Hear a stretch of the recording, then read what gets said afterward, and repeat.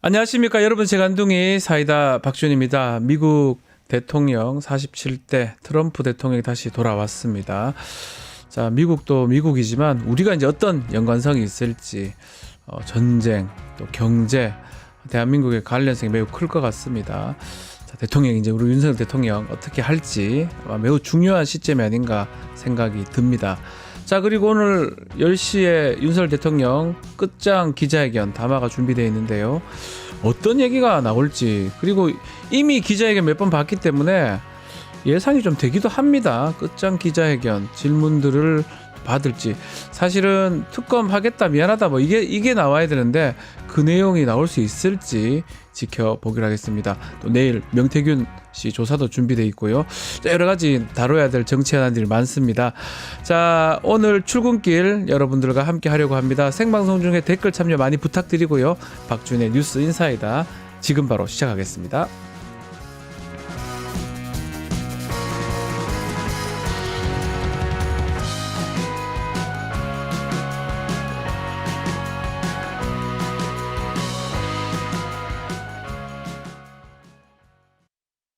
바쁜 아침 꼭 알아야 될 뉴스들만 정리해 드리겠습니다. 듣기만 해도 이가 쏙 뉴스픽. 오늘도 조성은 뉴스토마토 기자와 함께 이야기 나눠보겠습니다. 안녕하십니까? 네, 안녕하세요. 자, 저희는 국내 이야기 먼저 해보겠습니다.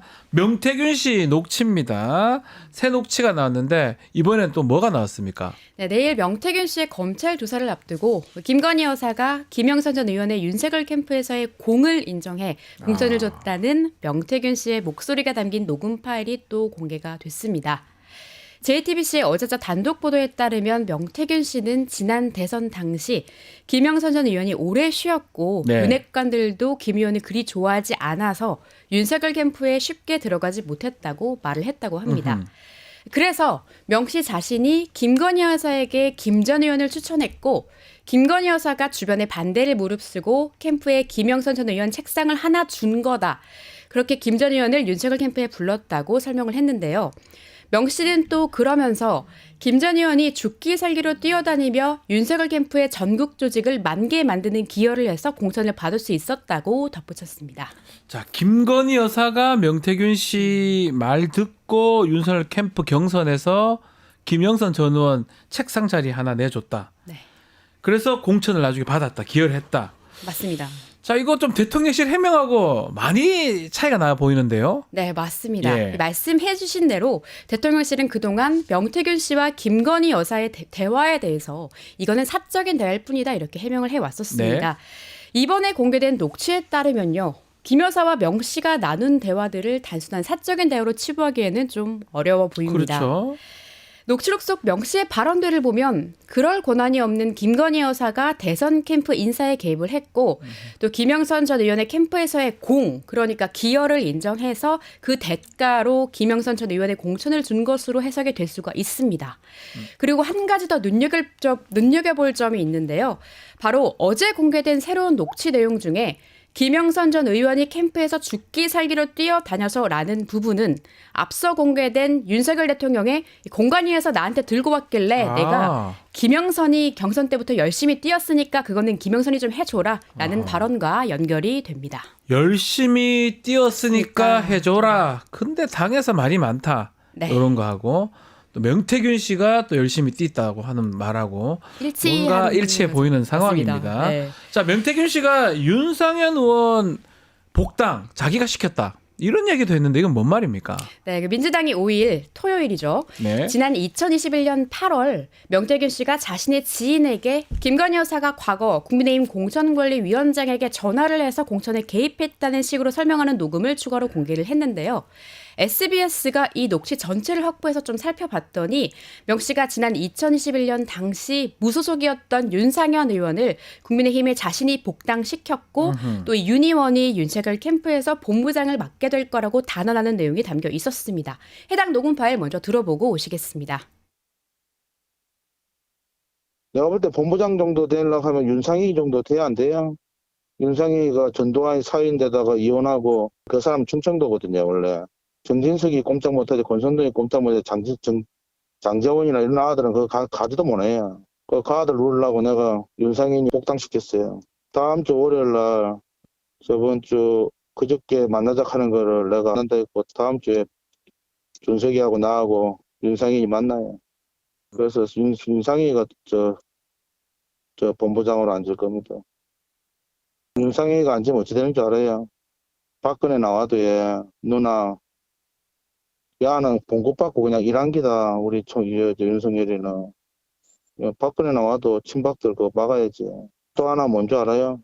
그 사람 지금 재판받고 있어요. 제1야당의 제1 지지율을 받는 후보에 총괄 본부장을 잡아놓을 수 있어요. 구속시킬 수 있어요. 안 그러면 윤상이는 법정 구속되는데 정권 바뀌면 그 사람 어떻게 돼요? 무죄 되겠지.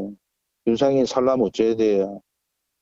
그래서 윤상인이 제일 친한 함성덕이한테 내가 시켰지. 함성덕이 내보고는 미륵보살이라고 하니까. 윤상인이가 얼마나 인맥관리 잘하는 줄 압니까? 충청도지. 정진석이는 윤상이 옆에 가면 게임도 안 돼. 말도 못하지. 그거 가보면 장재원이 근처도 못 가요. 그래서 친이 친박 딱 균형을 맞춰주고. 뭐 다 튀어나옵니다. 정진석, 윤상현, 이준석, 뭐 권성동 뭐 등등 다 막 거론이 막 되네요. 네, 들으신 대로 명 씨는 윤상현 의원과 윤 대통령과 친분이 있는 함성득 경기대 교수 등을 언급하면서 네. 예지력에 감탄한 여권 인사들이 자신을 미륵보살이라고 불렀다고 하며 국민의힘의 굵직한 정치인들의 이름을 거침없이 거론을 했었는데요. 우리 애청자 여러분들의 이해를 돕기 위해 이 대화가 이루어지고 있는 당시의 배경에 대한 설명을 간략히 해드리겠습니다. 예. 방금 들으신 녹음 파일은 2021년에 명태균 씨와 명 씨의 지인이 나눈 대화인데요. 윤상현 의원은 지난 2020년 21대 총선을 앞두고 공천 결과에 불복해 탈당한 뒤 무소속으로 4선에 성공하고 결국 2021년 8월 5일 국민의힘에 복당했습니다. 바로 이런 상황에서 명 씨는 자신의 지인에게 윤석열 캠프에서 개파 간의 균형을 맞추기 위해 자신이 윤 의원을 복당시킨 거라고 말을 한 겁니다. 네. 그러면서 정진석, 권성동, 장제원 의원을 누르려고 자신이 윤상현을 복당시켰다. 복당한 윤 의원이 윤석열 캠프에서 본부장이 될 거다라고 단언하며 뭐 소위 나 이런 사람이다 뭐 이렇게 자신의 영향력을 과시한 걸로 보입니다. 네.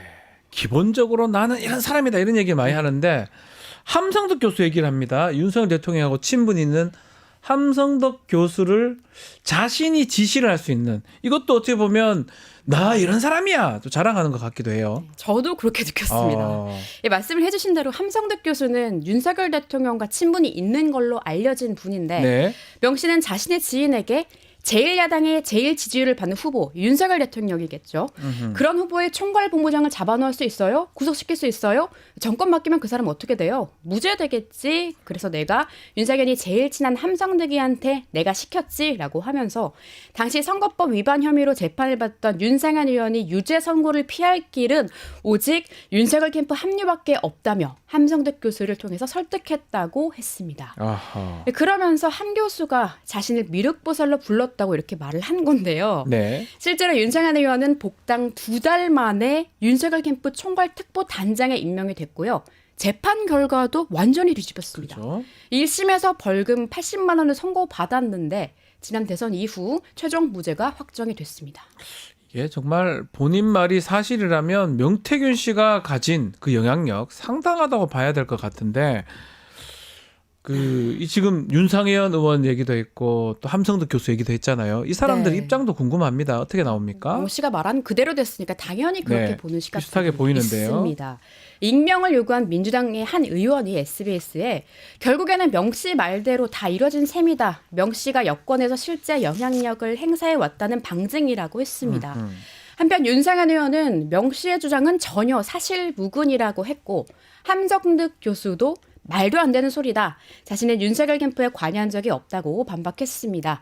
함 교수는 또 윤상현 의원의 캠프 영입에 대해 윤석열 대통령과 김건희 여사 그리고 이준석 의원 등이 모두 윤상현 의원을 좋아했으니까 윤 의원을 데려오는 게 당연했다. 이 명 씨의 역할은 없었다고 주장했습니다. 네. 잠시 후면 지지율이 10%대로 주저앉으면서 국정 동력이 약해진 윤석열 대통령이 국면 전환을 위해 여는 대국민 기자회견이 진행이 되는데요. 10시입니다. 네, 여기서 김건희 여사를 둘러싼 각종 의혹과 논란에 대해 대통령이 어떤 입장을 밝힐지 과연 진솔한 답변과 사과 그리고 국정 쇄신을 위한 구체적인 방안이 나올 수 있을지를 두고 세간의 관심이 집중되고 있는 상황입니다. 매우 중요한 정치 이벤트 될 것 같습니다. 어떻게 답안에 따라서 후반기 국정 운영의 동력을 확보할 수 있느냐 아니면 정말 주저앉을 수 있느냐 그렇게 보이는데요. 이미 기자회견을 많이 봤기 때문에 저는 조금 예상이 돼요. 저도 기대는 별로 안 돼요. 제 예상하고 다르면 좋겠습니다. 알겠습니다. 자, 미국 대선 얘기 좀 해보겠습니다. 대장정의 막을 내렸습니다. 좀 빨리 끝났습니다. 일단은 우리 애청자들 위해서 좀 설명 좀 해주시죠, 기자님. 4년 전에 대선에서 패배한 뒤 미국 우선주의를 내세우며 대선에 재도전한 도널드 트럼프 전 미국 대통령이 백악관으로의 귀환에 성공을 했습니다.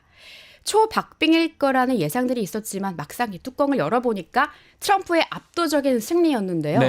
트럼프 당선인은 대선의 승패를 가를 승부처 경합조 7곳이 있었는데 거기서도 이 완승을 하면서 미국의 47대 대통령이 됐습니다. 자, 경합주 다 이긴 것도 다 이긴 거지만 득표율이 오히려 4년 전보다 더 많이 올라갔습니다. 맞습니다. 사실은 이 초박빙 판세다. 끝까지 가봐야 안다고 해서 뭐 그렇게 알고 있었는데 실상은 트럼프 당선인이 선거인단 확보는 물론 전체 득표 수에서도 너끈하게 상당히 여유롭게 이겼죠. 트럼프 당선인은 상당수 카운티에서 득표율이 4년 전 대선 때보다 높아진 것으로 나왔습니다. 출구 조사를 또 보면 트럼프 당선인은 특히 중요한 경합주인 조지아와 노스캐롤라이나 주에서 흑인 남성 약 20%의 지지를 받은 것으로 보이는데요. 지난 대선과 비교하면 2배나 높은 수치입니다. 엄청나네요. 그리고 사실 경합주라는 것까지 감안을 하면 뭐 이 정도 수치면은 상당히 영향을 많이 준 거라고 볼 수도 있다고 합니다. 참고로 노스캐롤라이나 주에서는 2000년 이후 대선부터 지금까지 지난 2008년에 버락 오바마 대통령을 말고는 모두 공화당이 승리를 거머쥐었습니다. 더군다나 힐러리와 붙었던 8년 전, 그러니까 2016년에는 트럼프 당선인이 전체 득표수에서 밀리고도 승자 독식제라는 미국의 좀 독특한 선거인단 제도 때문에 이겼다는 꼬리표가 달리기도 했는데 근데 이번에는 선거인단과 전체 득표수 이 두 가지 모두에서 이겼습니다. 자, 그나저나 여론조사 결과는 이번에도 많이 빗나간 것 같아요. 사실 이번 대선에서는 트럼프 당선인에 대한 총기 암살 시도가 여러 차례 일어나면서 갖가지 이변이 또 이어졌고 그런 만큼 주요 언론사와 선거 분석 기관이 선거 막판까지도 좀 속 시원하게 확언을 하지 못한 채로 초박빙이다, 깜깜이 판세다, 예측 불허다라고 하면서 긴장감을 고조하는 표현을 하고 또 그렇게 보이는 여론조사 결과를 내놨었는데요. 뿐만 아니라 당선을 확정하기까지 아까 말씀해 주셨는데 좀 많이 며칠이 소요될 것이라는 예측도 나왔는데 실제로는 투표 다음날 새벽 트럼프 전 대통령이 카멀라 해리스 부통령을 누르고 사실상 승리를 확정했습니다. 앞서 미국 MBC 방송은 지난 3일 트럼프와 해리스 이 두 후보가 49% 대 49%로 동률을 기록했다는 전국 여론조사 결과를 발표하기도 했는데 막상 이 뚜껑을 좀 까보니까 트럼프 후보가 넉넉하게 상당히 여유롭게 해리스 후보를 꺾었던 거죠. 맞습니다. 경합주를 중심으로 샤이 트럼프 표심이 좀 위력을 발휘한 것으로 보이는데 쉽게 말해서 앞서 발표된 여론조사가 숨어있던 트럼프 충성 표심을 제대로 읽어내지 못하는 겁니다. 한편 해리스 후보와 민주당은 이번 선거에서 좀 아쉽게 진 게 아니라 완패를 한 거고 여기에 상하원 선거에서도 모두 밀리는 것으로 집계가 되고 있어서 앞으로 상당한 내부 혼란에 직면할 것 같습니다. 자, 트럼프 당선인 승리 선언을 했는데요. 어떤 얘기를 했습니까? 미국 선거는 우리나라 선거와 좀 다른데요.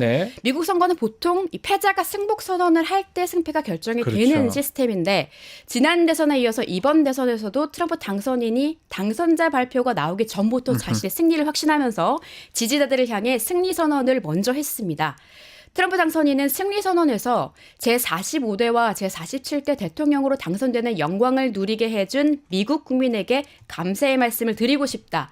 국경과 미국에 대한 모든 것을 고치겠다.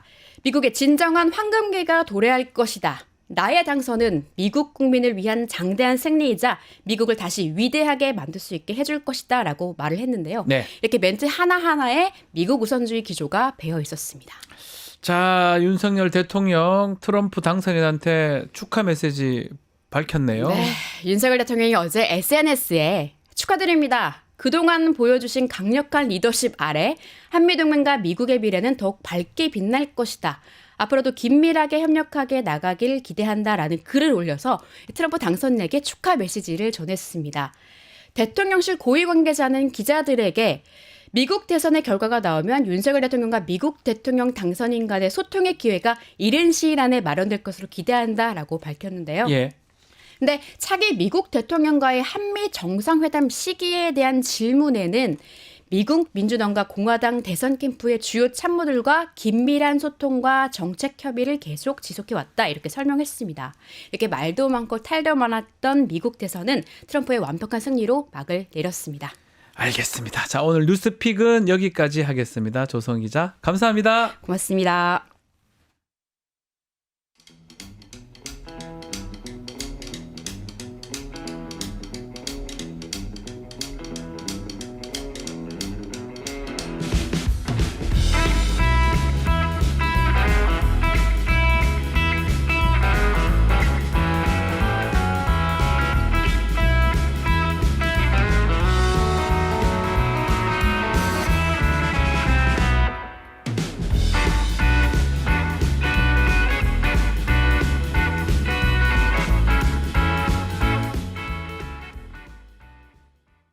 민심 쏙쏙들이 살펴봅니다. 쇼미더민심 박영식 정치시사 에디터 김민하 평론가 두 분 함께합니다. 안녕하십니까? 안녕하세요. 반갑습니다. 자, 미디어 토마토 여론조사 2주에 한 번 진행되면서 격주로는 토마토 또 다른 또 한 주는 또 다른 여론조사 진행하고 있는데 이번 주는 토마토 조사로 진행이 됩니다. 개요 잠깐 설명드리겠습니다.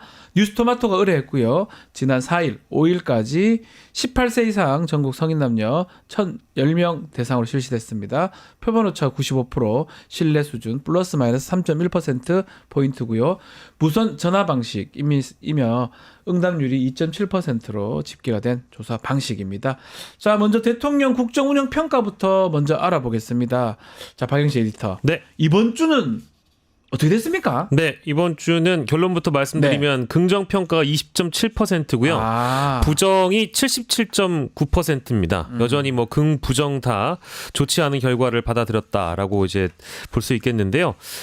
매우 잘못하고 있다가 70.1%여서 여전히 코어가 강하고요. 네. 긍정 20.7% 중에는 매우 잘하고 있다가 11.2% 정도 됩니다.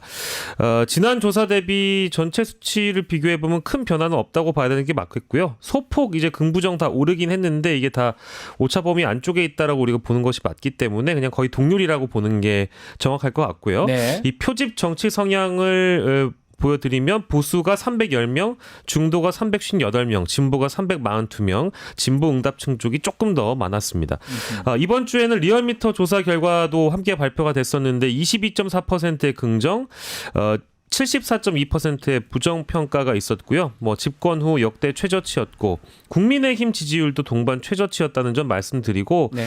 또 저희 쇼미더민심에서는 많이 언급했던 조사는 아닙니다만 매주 사실은 그 김어준의 겸손은 힘들다 뉴스 공장에서도 김어준 씨 회사에서도 여론조사 꽃이라는 여론조사 회사가 있잖아요. 네. 이쪽에서도 매주 발표를 합니다. 전화면접조사나 ARS 동시에 다 발표하는데 특히 이 전화면접조사에서는 긍정이 18.2%, 부정이 81.3%로 일단 확인이 됐습니다. 근데 이걸 언급해드리는 이유가 지난주에 있었던 한국갤럽이 19%가 나왔잖아요. 네. 그게 그 주에 나왔던 여론조사 꽃이랑 동률을 이뤘던 긍정평가가 있었기 때문에 참고할 만한 자료가 될 수 있겠다라는 차원에서 소개해드립니다. 10%대가 이제 있어요. 19, 18. 뭐 지금 토마토 조사로 보면 2주째 20%째 탁탁거리 이제 했다. 이렇게 보면 될 것 같은데 이제 오늘 기자회견이 있고 어떻게 될 것 같습니까 앞으로? 이 뭐 질문을 왜 하는지 제가 모르겠지만, 네, 김일호 평론가. 다음 주 여론조사. 뭐 질문하는 사람도 질문 왜 하는지 모르는데 뭐 제가 또 뭐 답변이 또 시원하게 또 나오는 답변. 그러니까 이 기자회견 사실 오늘 내용 어떤 내용으로 진행될 것인가는. 네. 상당히 예상이 뭐 어느 정도 되지 또 않습니까? 이전에 또 기자회견 했던 거 다 알잖아요. 뭐 확실히 바뀌지 않는 이상은 이거는 뭐 바뀔 그렇죠. 수 있을까요? 그러니까 기자회견 내용이 예상이 어느 정도는 되는 게 네. 물론 이제 다른 주제도 많이 말씀하겠지만은 네. 뭐 핵심적으로는 김건희 여사 문제 그리고 명태균 씨 문제 뭐 이런 거 아닙니까? 네. 핵심이 될 만한 게 이 지지율의 어떤 향방을 바꿀 만한 그런 얘기가 그런 얘기인데 명태균 씨 얘기는 지금까지 대통령실이 얘기한 사실관계를 뭐 뒤집을 수는 없을 거 아닙니까? 네. 경선 때까지는 뭐 얘기를 했는데 경선 룰에 대해서 뭐 개입하려는 것 같아서 관계를 단호하게 끊었고 그리고 이제 취임식 날 전화가 온 거는 어쩔 수 없이 이제 받았는데 예. 그거에 대해서는 뭐 덕담을 그냥 한 것이었고 육성이 나왔음에도 불구하고 네. 그 다음에는 이제 관계를 뭐 이어가지 않았으나 김건희 여사가 뭐 이렇게 뭐 잡담을 했을 수는 있고 뭐 이 정도의 이제 얘기가 그동안 이제 대통령실이 확인한 사실관계인데 그거를 뭐 대통령이 새삼 그때 사실 대통령실의 해명은 잘못됐다, 거짓말이었다, 잘못된 얘기였다, 미안하다 뭐 이렇게 할 건 아니잖아요. 못하겠죠 아마도. 그렇죠. 네. 그럼 그러한 사실관계를 전제한 상태에서 이제 말씀을 아마 할 것인데 네. 그러면은 그러한 사실관계를 전제한 얘기 속에서는 드라마틱한 어떤 입장 변화가 있기는 어려울 거 아닙니까? 명태균 씨 이 이슈에 대해서는 저는 없다고 봅니다. 그렇죠. 뭐 네. 공천 개입을 한 걸 인정한다든지, 뭐 이 문제를 한번 수사를 맡겨본다든지, 뭐 여기서 수사라는 건 특검 수사를 얘기합니다. 네. 특검에 맡겨본다든지, 뭐 이렇게 가기는 어려운 거잖아요. 그러니까 이거 입장 변화가 가기가 어려운 것이고, 김건희 여사 문제와 관련돼 가지고 과거에 이제 법적인 쟁점이 됐던 것들은 검찰이 불기소 처분을 하지 않았습니까? 네. 그러니까는 더 이상 이거와 관련돼서는 수사 얘기는 하기는 어려운 것이고, 특검을 갈 거냐. 이 문제는 사실 뭐 일부 오늘 보도를 보니까 친윤계 일각에서도 이 뭐 이른바 독소 조항을 제거한 무슨 뭐 특검 수용까지는 밝혀보자는 얘기가 있었던 것 같은데 그 얘기를 하려면은 당을 믿을 수가 있어야 되거든요. 그러니까요. 예, 특검 수용을 뭐 이 협상을 해보자라는 걸 핑계로 그 전국에서 우리는 수용 의지가 있었는데 요 조정을 한 걸 전제로 해서 근데 협상 국면에서 뭔가 야당이 잘못해가지고 이게 협상이 잘 안 됐습니다. 이런 핑계를 댈 수 있는 국면을 갈 수가 있어야 되는데 그러려면은 당정 관계가 이게 좋아야 되는데 한동훈 대표 때문에 그게 어렵다고 지금 주장을 할 거 아닙니까? 그러니까 이런 선택지도 어렵다고 하면 특검 수용도 어려울 것이고 없네요. 그러면 이게 나올 게 사실은 김건희 여사의 활동을 뭐 조금 자제하고 순방 좀 적게 간다 뭐 이런 거 하려나? 그렇죠.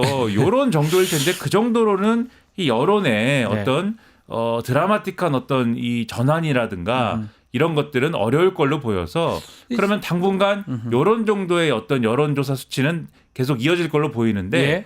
다만 이제 10%대로 갔던 게 계속 하락 국면으로 갈 거냐라는 것은 그러한 어떤 동력이 또 왜냐하면 이제 이 뭐라고 할까요? 결집 뭐 이런 건가요? 역 밴드웨건도 있을 수가 있고 그다음에 TK 지역에 있는 보수층에 위기감 때문에 좀 일부 결집하는 현상도 있을 네. 수가 있고 요 두 가지가 좀 같이 있을 수도 있는 거여서 요거는 좀 지켜볼 필요가 있다. 다만 요 수준이 좀 이어질 가능성이 있다. 어쨌든 간에 지금 기자회견으로 반등하지 않으면 제 생각엔 그렇습니다. 제가 하나하나 다 살펴보면 기자회견 할 때 항상 갤럽 이런 거 안 본다. 갤럽 기준으로 다 바닥 갔을 때 기자회견 하셨거든요. 그런 거 보면 근데 이렇게 얘기하면 이게 돌아올 가능성은 좀 적어 보이고 갤럽이 이제 10%대면 갤럽은 사실 변동이 적지 않습니까? 더 떨어지지 올라갈 수는 없어 보이는데 어떻게 보십니까? 그러니까 뭐 이제 대통령께서는 아주 오래전부터 전광판 보지 않고 일단 달려가겠다. 선거가 네. 중요하다. 개혁이 중요하다. 개혁에는 진통이 따른다. 이런 얘기 다 하셨습니다만 저는 뭐 엄청나게 신경을 쓰기 때문에 이제 이런 상황까지 왔다고 그런 보고요. 거 아닌가요?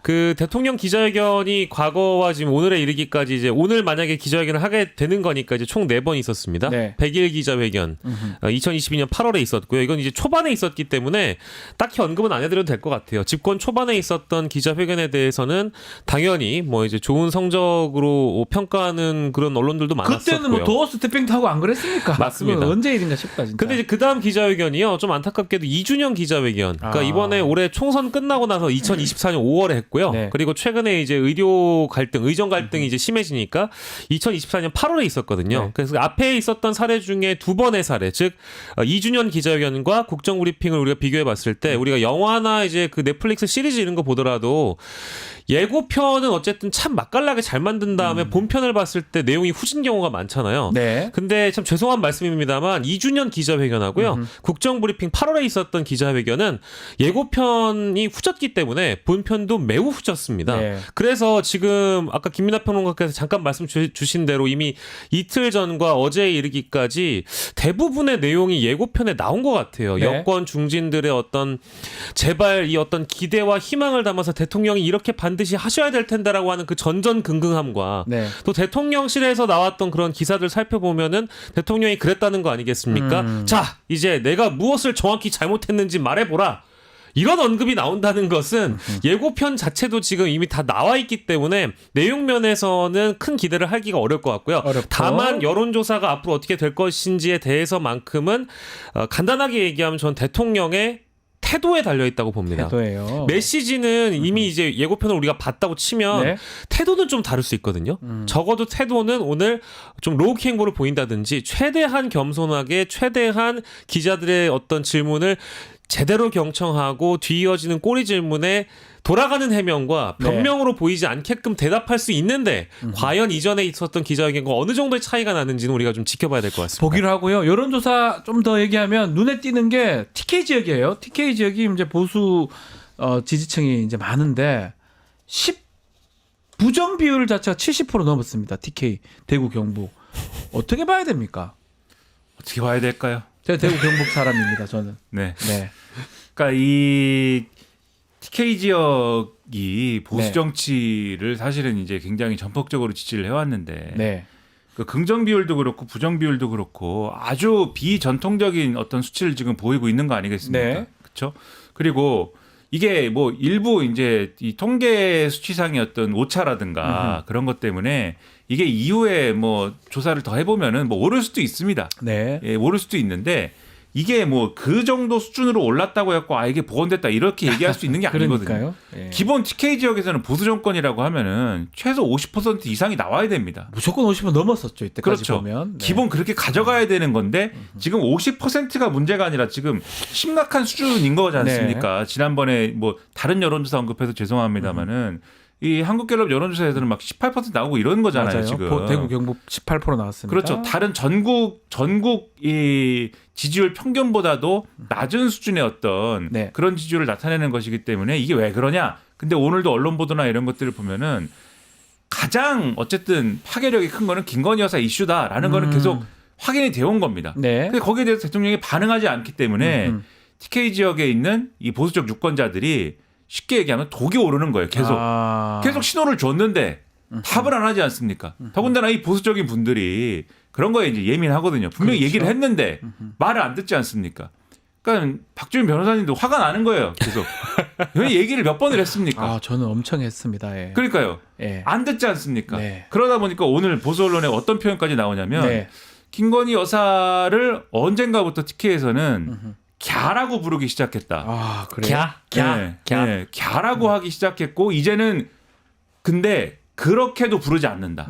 그러니까 뭔가 다른 어떠한 비속어로 이제 부른다라는 욕설같이 얘기를 부른다. 네. 이 TK 지역이 지역구인 국회의원이 얘기를 한다. 그래서 지역구에 가기가 무섭다라고 얘기를 한다는 거예요. 이 국회의원이. 그 정도로 이 어떤 여론이 악화된 게 이런 수치로 확인이 되는 것이기 때문에 그래요? 여기에 대한 명확한 응답이 오늘 나올 것이냐. 그런데 윤석열 대통령의 어떤 심리적 마지노선 아닙니까? 김건희 여사라는 어떤 존재라는 거는. 그렇죠. 그래서 그게 오늘도 사실은 매우 어렵기 나오지 않을 때문에 것이다. 이 부분이 복구되기가 상당히 어려운 것이다. 네.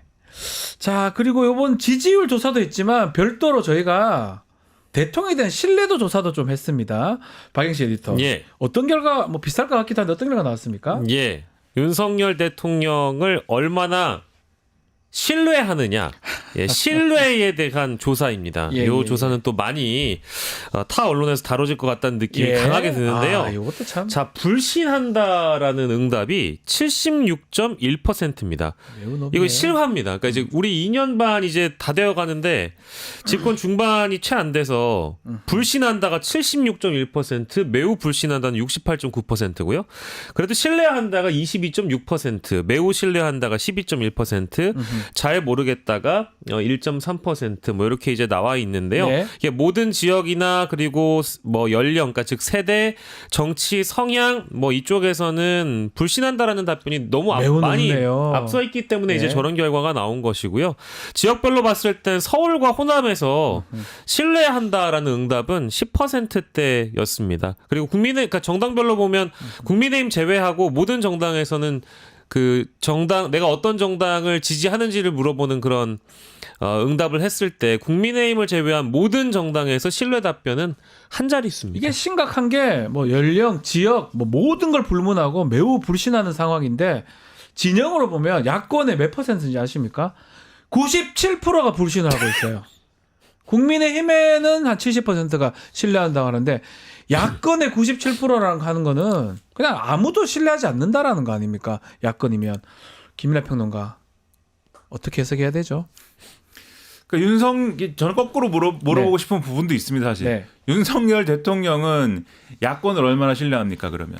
안 할 것 같아요. 서로 그냥 뭐예요? 국민 아닙니까? 그러면 어떻게 해야 됩니까? 그러니까 윤석열 대통령도 사실은 그동안 이 이른바 갈라치기 정치 네. 그리고 어떤 뭐 반국가 세력 뭐 이런 종류의 어떤 워딩 그런 것들을 통해서 자극을 해왔거든요. 그러니까 이게 대통령이 열심히 어떤 뭐 협치를 요구하고 또 거기에 해당하는 어떤 정치적 액션을 취하고 또 야당의 어떤 정당한 문제 제기들에 대해서 특히 김건희 여사 관련된 그러한 정당한 문제 제기들에 대해서 당신들의 이 말씀은 맞다. 그래서 예를 들면 이거는 정말 들을 만한 얘기니까 난 특검을 수용하겠다. 이런 식으로 접근을 했으면은 아무리 야당 지지자라고 해도 97%가 불신을 하겠습니까? 이게 97%가 뭡니까? 그렇지 않겠죠. 근데 97%가 이제 불신을 하는 것이고, 그다음에 국민의힘 지지층의 70%는 반대로 이제 신뢰를 한다 이렇게 답을 했는데, 이거는 국민의힘 지지층 자체가 좀 쪼그라들었다. 그게 문제 30%가 아니라는 거잖아요, 결국은. 그렇죠. 네. 그런 상황까지 감안을 해보면은 국민의힘 지지층 중에 지금 말씀하신 대로 30%는 또 안 믿는 거예요, 대통령을. 네. 이거는 이제 당정 관계에 여러모로 이제 어려운 상황이나 이런 것들이 또 반영돼 있고 이런 것들을 같이 봐야 되는 거예요. 그래서 또 지금 이제 이 양당을 지지하지 않는 중도라든가 또는 다른 정당 지지층으로 빠져나간 이 계층까지 같이 봐야 되는 거거든요. 그러니까요. 그러면 이걸 종합적으로 보면은 이 윤석열 대통령에 대한 불신이나 이런 것들이 국민적 수준으로 보면은 상당한 지금 지경에 있는 것이다라는 게 요 이제 어떤 그 앞서 말씀하신 대로 연령 지역 불분하고 다 불신이 극에 달해 있는 상황에서도 진영으로 나눠봐도 이거는 그런 측면들이 이 확인되는 거다라는 거를 여기서도 볼 수가 있다는 겁니다. 네, 자 신뢰도가 이렇게 바닥인 게 뭐라고 보십니까, 박영식 에디터? 신뢰할 수 없습니다. 97%면요. 효도해야 되는 물어봐도 이보다는 더 많이 나올 것 같고. 죄송합니다. 제 생각입니다. 근데 이건 독도 뭐- 우리 딱 물어봐도 한 97%까지 한다. 그러니까 이게 뭐 하여튼, 이제 네. 대통령을 신뢰할 수 없는 것은 신뢰할 수가 없기 때문이다. 그렇겠죠. 근데 네. 이건 보통 우리가 어떤 사람을 신뢰하지 않는다고 봤을 때 그냥 편하게 생각하면 거짓말을 많이 한 경우 저는 거짓말하는 사람 신뢰하지 않습니다. 한 번이 아니라 여러 차례 거짓말하면 입만 신뢰하기가 없지 않습니까? 입벌 뭐 있잖아요. 예, 입만 열면 아무튼 거짓말이 자동으로 나오는 사람들을 신뢰할 수가 없는 것이고, 그리고 과거에 했던 말과 오늘 한 말이 다른 내로남불의 전형이거나 좀 위선적인 인물인 경우에도 신뢰할 수가 없는 것 같아요. 근데 이제 가장 크게 보면 이 두 가지 이유를 다 지금 갖고 계신 것 같고, 오늘 기자회견에서 또 전면적으로 등장할 주제인 명태균 게이트와 관련해서도 최근 들어서 대통령 측, 대통령실 이쪽에 나온 해명들이 번번이 다 아무튼 다 안 맞죠. 다 지금 거짓말로 드러나 버렸기 예. 때문에 그것도 아마 국민들 뇌리에 남아 있겠지만 켜켜이 쌓아왔다는 게 더 큰 문제인 다 것 같아요. 쌓아왔다. 이번 한 번만 그런 문제가 아니고 과거 후보 시절부터 집권 2년 반이라는 기간 동안 대통령은 그동안 국민들에게 얼마나 솔직한 인물이었는가, 이 전체적인 평가를 두고 봤을 때 사례들만 보더라도 여러분들 뭐 그냥 과언이 아니고 네이버와 다음에 네. 윤석열 거짓말. 그렇게 나옵니까? 아니 그 검색을 해보시면 되고요. 윤석열 논란, 발언 논란, 아하. 윤석열 내로남불 이것만 치잖아요. 아하. 우수수수 나옵니다. 윤석열 진실 뭐 이런 건 없습니까? 윤석열 진실해 뭐 이런 건 없어요? 그거는 검색을 안 해봤는데 이 사례들을 찾고 싶으면 그렇게 예. 키워드를 넣어서 검색하면 사실 너무 많이 나와서 이걸 제가 다 언급해드리려면 방송 분량을 지금 이제 넘어가야 되니까. 예. 그래서 아무튼 거짓말을 많이 하고 결론적으로는 위선적인 인물로 평가받고 있다라는 사실이 너무 안타깝습니다. 그 대상이라는 게 지금 대한민국의 현직 대통령인 것도 너무 좀 참담하고요. 여기서 한마디만 붙이면 네. 본인의 육성이 나왔지 않습니까? 그러니까요. 그렇죠. 윤석열 대통령의 육성이 나왔고 육성의 내용이 김영선 의원 공천 내가 챙겨주라 했는데. 부탁했으니 안심해라 뭐 이런 내용이지 않습니까? 네. 그 얘기가 나왔으면 뭐 더 이상의 논란은 없어야 되지 않습니까? 원래는 사과를 하고 이제 예, 종결돼야 되지 않습니까, 얘기가. 예. 근데 거기에 대한 대통령실의 해명이 아니다. 이것은 그냥 명태균 씨에게 그냥 듣기 좋은 말 해준 것이다. 즉 명태균 씨를 속인 것이다. 명태균 또 속인 거잖아요. 그렇죠. 명태균에게 거짓말 그냥 한 것이다. 김영선 공천 준다고 했어라고 얘기한 다음 전화 끊고 나서 아무것도 안 한 것이다. 속았지? 이게 대통령실의 해명이지 않습니까? 대통령실의 해명이 대통령을 못 믿을 사람 만드는 방식이지 않습니까? 그러니까 이런 것만 봐도 대통령실 스스로가 용산이 대통령을 신뢰할 수 있는 인물로 만들자라고 하는 목표 자체가 없어요. 그러니 뭐 받고 싶은 사람이 되고자 하지를 않는데 네. 어떻게 신뢰를 할 수가 그러네요. 있습니까? 그러니까 이걸 얘기를 하다 보면 시간이 빨리 갈 거라는 생각이 들었는데 네. 말이 이제 계속 이어질 겁니다. 그러니까 이제 사람이라는 게 해명에다 해명을 더하면 변명으로 인식되고요. 그렇죠. 변명에다 변명을 더하면 이제 거짓말쟁이가 되는 겁니다. 근데 오늘 아까 이제 김민하 평론가가 지적해 주신 대로 이제 그 육성 녹취가 나왔던 부분에 대해서도 대통령은 도대체 뭐라고 해명을 할 건가? 저는 제일 궁금한데요. 뭐라고 해명하겠습니까? 뭐라 육성 녹취가 나왔는데 그리고 대통령실 쪽에서 해명하는 과정에서 뭔가 오해가 있었는데 나는 그렇게 한 적이 없는데 난 그렇게 얘기한 적이 없는데 그냥 아래 것들이 잘못 해명한 거다. 뭐 이렇게 해명할 겁니까? 안 됩니다. 그럴 수가 없는 거잖아요. 아니 근데 이건 너무 사실관계가 명백해서 경선 이후에 연락 끊었는데 육성 녹취가 나와버렸죠. 게다가 공관위로부터 보고받은 적도 없고 공천을 지시한 적도 없다. 아 공관위에서 나한테 들고 왔길래 게다가 김영선 해줘라.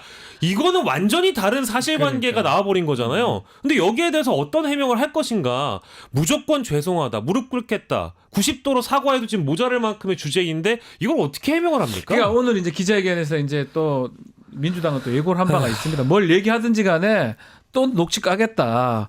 그럼 뭐 얘기하면 또 거짓말이 되면 어떡할 건데요? 아마 기자회견 중에 녹취가 나올 가능성도 저는 있지 않을까 생각이 드는데 자 구속 국정 운영 지지도 최저치를 기록하고 있는데 그거 조사도 했습니다.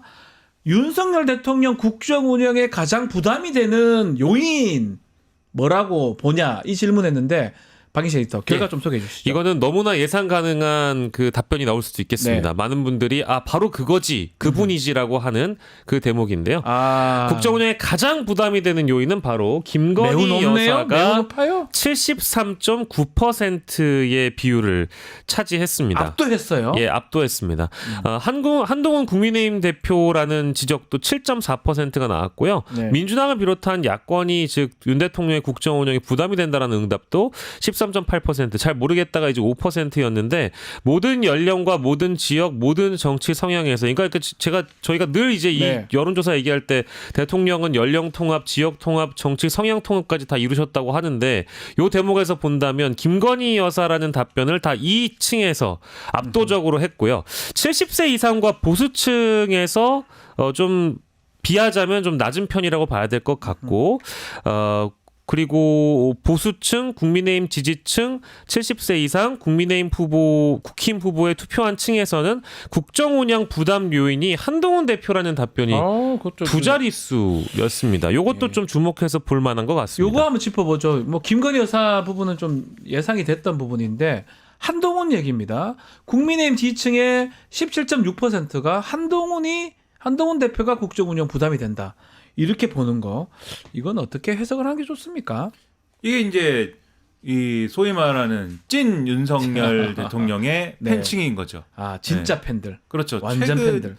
최근에 이제 그런 이제 해프닝도 있습니다. 그러니까 이제 유튜브 세계 물론 이제 이것도 유튜브인데 유튜브 세계에서 이제 여기 이제 그래도 뉴스토마토가 하는 유튜브 아닙니까? 그렇습니다. 좀 다른 유튜버입니다. 우리는. 그렇죠. 박지훈 변호사가 진행을 하는 뉴스토마토의 이제 유튜브인데 그 자체적으로 그냥 이제 개인이 하는 유튜브 많은 유튜브들이 있는데 그 개인의 어떤 생각과 논조에 따라가는 유튜브들이 있잖아요. 그런 유튜브들 중에 나는 확실히 어떤 그 소위 말하는 극우 유튜브야 이렇게 정체성을 정해놓고 가시는 분들 있잖아요. 보수 유튜브야, 극우 유튜브야. 이런 얘기만 할 거야 이렇게 가시는 분들이 있는데 이제 그런 분들 중에 또 요즘에는 친윤 유튜브야 이렇게 친한 유튜브야 갈리지 않습니까 정파별로 그렇죠. 이게 아무래도 근데 누가 봐도 이제 친윤 유튜브야 이런 데서는 한동훈 대표가 완전히 지금 역적이에요. 완전히 역적이고 거기서 이제 마이크가 꺼진 줄 알고 막 얘기를 하신 분이 있습니다. 욕설을 했죠. 네, 그래서 이모 씨하고 서모 변호. 그쵸. 다 알 것 같은데. 성이 좀 희귀하신 분이어가지고 네. 한동훈 대표가 뭐 이런 식으로 하면은 이제 제가 이제 욕설을 쓰면 안 되니까는 네. 간단하게 말씀드리면 한동훈 대표가 이런 식으로 하면 안 된다. 윤석열 대통령에게 이렇게 걸림돌이 되면 안 되는 것이다. 이 한동훈 대표 이러고도 대통령 될 수 있을 것 같으냐. 이 한동훈 대표 대통령 선거 만약에 이렇게 하고 나오면 난 차라리 이재명 대표 뽑을 것이다. 얘기를 버렸어요. 뭐 이렇게 얘기를 그 방송 끝나고 살짝 그게 들려버려가지고. 네.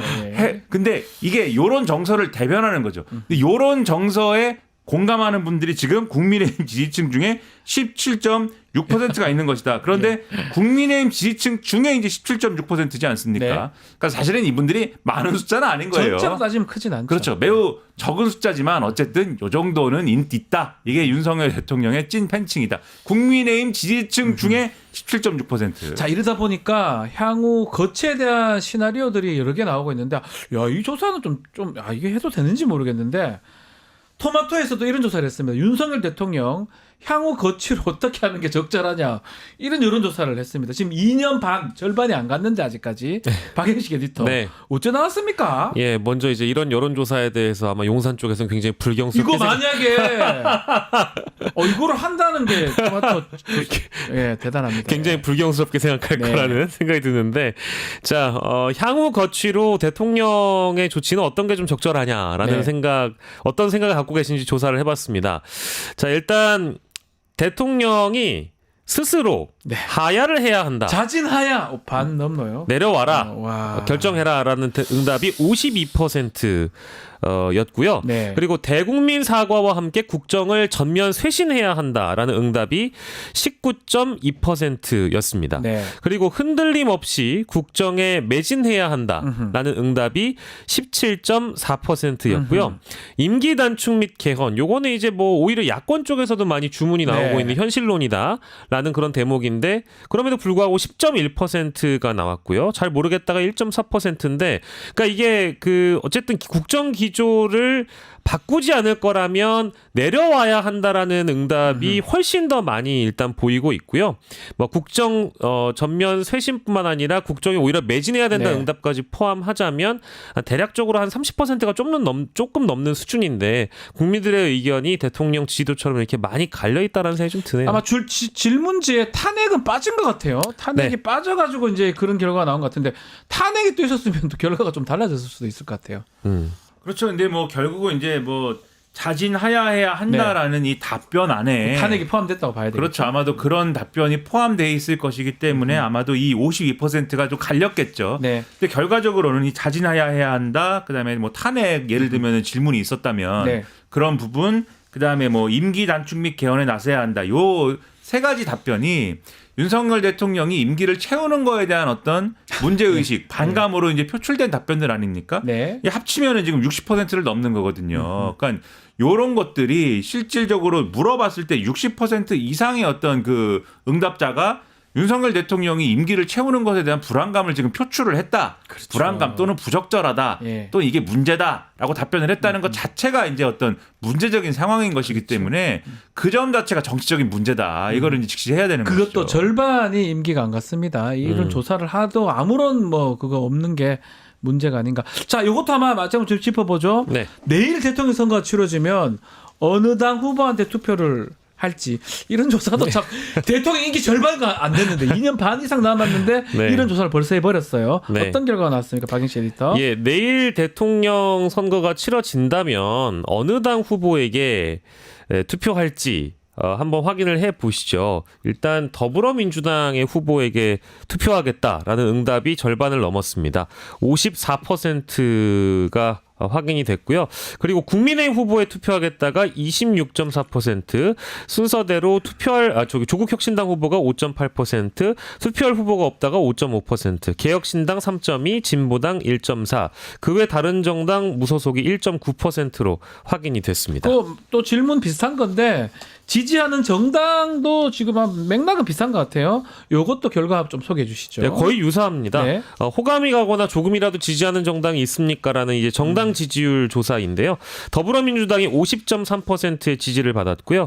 국민의힘이 27.2%, 조국혁신당이 7.4%, 개혁신당이 3.9%, 진보당이 1.4%, 지지하는 정당이 없다가 7.4%의 응답이어서 네. 아까 말씀드렸던 대로 어느 당 후보에게 투표를 할 거냐, 대통령 선거가 내일 치러진다면 이제 그 결론과 거의 뭐 유사하다고 봐야 될 그러네요. 것 같습니다. 마지막으로 김내 평론가.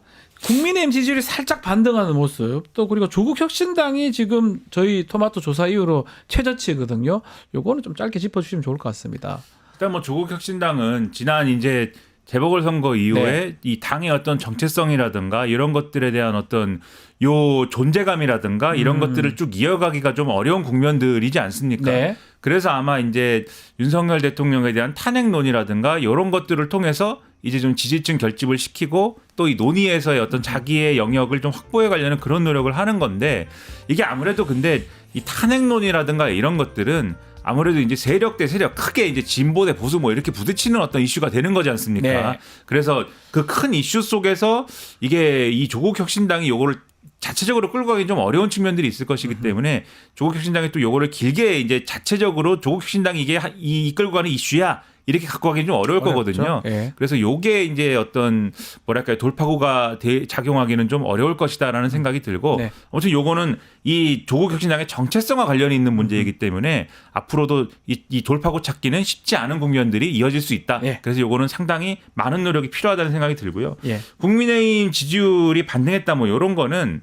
이런 측면이 있어요. 첫째로는 항상 여론조사를 보면은 이게 위기감이 상당히 강해지면은 네. 분명히 결집하는 효과가 있습니다. 그때 좀 그렇죠. 반등 결집하더라고요. 네, 결집을 하는 효과가 있는데 이게 대통령의 국정수행 지지율로 결집하기에는 대통령 그럴 지금 뭐랄까요 뭐 핑계가 없잖아요. 뭐 예. 그것도 핑계가 있어야 결집을 하는 것인데 핑계가 없기 때문에 대통령의 국정수행 지지율로 결집을 할 수는 없고 네. 국민의힘 정당 지지율로 결집을 하는 현상이라는 거는 그건 한동훈 대표가 뭐라도 그래도 윤석열 대통령하고 이 각을 세우는 것 같으니까 그 부분을 핑계로 삼아서 이 보수 유권자들이 지금 위기 상황은 위기 상황이니까 이 부분에 있어서는 좀 지지를 표현해 보자라고 하는 그런 어떤 심리가 지금 작용하는 것 같거든요. 네. 근데 아주 근본적으로 물밑에서의 판 자체가 그러면 뭐가 흔들리거나 바뀌는 거냐? 그렇지는 않은 아니다. 것이고 표현을 하거나 아니거나 이런 차이의 어떤 상황이기 때문에 이게 분명히 수치의 의미는 있는 것이지만 판이 뭐 이렇게 흔들리거나 하는 큰 의미가 있는 것은 아니지 않는가 이렇게 의미가 생각이 됩니다. 없다. 이렇게 정리해 보겠습니다. 자, 김민아, 박영식의 쇼미더민심 여기서 마무리하겠습니다. 두 분 말씀 감사합니다. 고맙습니다. 전 잠시 후 이슈 3합으로 돌아오겠습니다.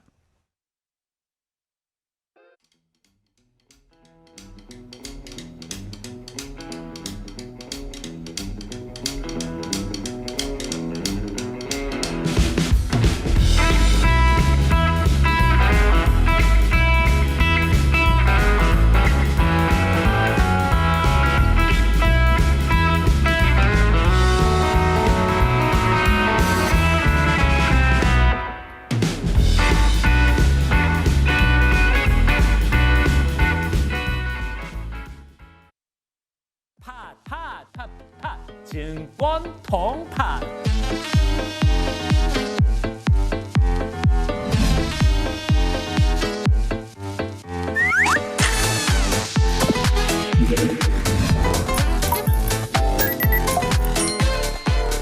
매일 낮 12시에 많은 참여 바랍니다. 시사 맛집 이슈 3합입니다. 김필성 변호사, 신준 변호사와 함께하겠습니다. 안녕하십니까? 네, 안녕하세요. 자, 어서 오십시오. 자, 이슈 3합 공식 질문 먼저 들어가 보겠습니다. 두 분께서 한 주 동안 가장 눈여겨본 이슈 어떤 게 있을지요? 뭐 여기 좀 색다른 얘기들 많이 해주시니까 먼저 우리 신주민 변호사 얘기 먼저 들어볼까요? 아, 네. 저는 우리나라 속담 중에 네. 이제 주는 대로 받는다 이런 주는 대로 말이 받는다. 있지 예, 않습니까? 예. 그러니까 어퍼컷 세레모니로 대통령 당선됐다고 생각하는 대통령에게 네. 그대로 이제 대학에서 시국 선언을 하는 가운데 아. 어퍼컷 맞기 전에 하야. 아. 이 부분이 가장 인상적이었다. 네. 많은 대학들이 지금 시국 선언에 동참하고 있습니다. 이거. 네. 근데 이제 어퍼컷 맞기 전에 하야하라라는 이제 그 인상적이었다라는 생각이 들고 예. 지금 전국에서 지금 수도권에서 처음에 이제 뭐 한양대라든지 숙명여대라든지 성신여대라든지 이런 데서 시국선언을 하고 있다가 지금은 뭐 인천대 국립대라든지 아니면은 저 전남대 이렇게 시국선언에 동참하고 있는데 더 많은 대학들이 나서지 않을까. 그리고 오늘 기자회견 나오고 나서 더 많은 대학들이 나서지 않을까. 기자회견을 기대할 수 없다. 네. 그래서 어퍼컷 맞기 전에 하야라. 이거 지금 눈에 띄었다. 자, 김필성 변호사님은 어떤 좀 기사 이슈가 눈에 띄었습니까? 어제 나온 뉴스인데요. 네. 이 감사원 직원들이 예. 지난해 택시비로만 5억 6천만 원을 썼다. 아, 좀 열심히 살았네요. 네, 이제 뭐 내용이 보면 예. 뭐 집에서 출퇴근하는데 썼다. 그 다음에 새벽 시간 노래방과 술집, 마사지업소 인근에서 사용됐다. 그러면 안 되는 거 아닙니까? 감사원이 그랬다는 거예요. 감사원이 마사지를 받았다고요? 뭐 이제 그런 쪽에서 썼다는 얘기입니다. 그리고 예. 이유는 그러니까 소명할 자유를 써낼 때는 전부 국회 인근이라고만 써냈다는 거예요. 네. 이게 지금 뭐 아시겠지만 이번 정권 들어와서 감사원이 뭐 이런저런 좀 말들이 있지 않습니까? 근데 정작 그 감사를 해야 될 감사원이 이런 식으로 이제 택시비로 5억을 넘게 쓴 것이고요. 네. 여기에 대해서 해명이 요 기사의 마지막을 보면요.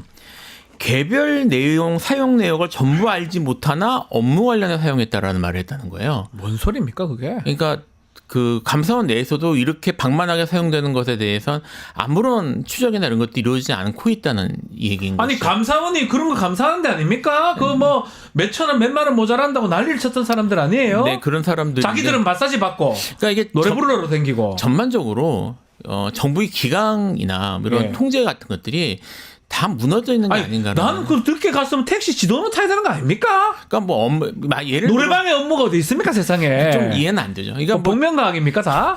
그 뭐 새벽까지 일하고 들어가는 거에 쓰는 거는 누가 모를 사람 있겠습니까? 그러니까요. 이게 지금 사용된 내역이나 이런 것들이 좀 납득되기 어려운 것인데 여기 대해서 감사원이 애초에 뭐 제대로 들여다보지도 않고 있었다는 얘기여서 네.